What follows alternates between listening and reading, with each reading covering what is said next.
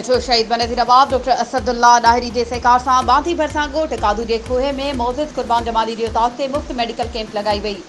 जंहिंमें DHO Shaheed Benazir Abad doctor Asadullah Dahiri, MS Bandhi doctor Ghulam Abbas Chandio, doctor Riaz Hussain Shah, doctor Ishfaq Ahmed Mashhoori ऐं incharge HIV AIDS Mir Mohammad Shaikh camp ते पहुता। उन मौक़े ते डॉक्टरनि मीडिया सां ॻाल्हाईंदे चयो त अॼोकी कैंप में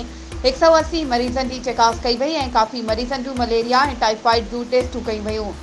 जॾहिं त अक्सर मरीज़ मौसमी बुखार में वरतल हुआ, जिन खे दवाउनि सां गॾोगॾु एहतियाती तदबीरूं ॾिनियूं वयूं आहिनि ऐं जिन मरीज़नि जूं मलेरिया टेस्टूं मुस्बत हुयूं उन्हनि खे मुकमल डोज़ पिणु ॾिना विया आहिनि, जॾहिं त ॻोठ जे मौजूद कुर्बान जमाली पारां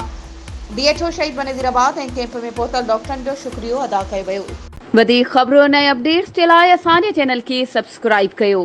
ऐं हा, बेल आइकन खे प्रेस करणु न विसारिजो त जीअं असांजी हर नई अचण वारी वीडियो तव्हां ताईं पहुची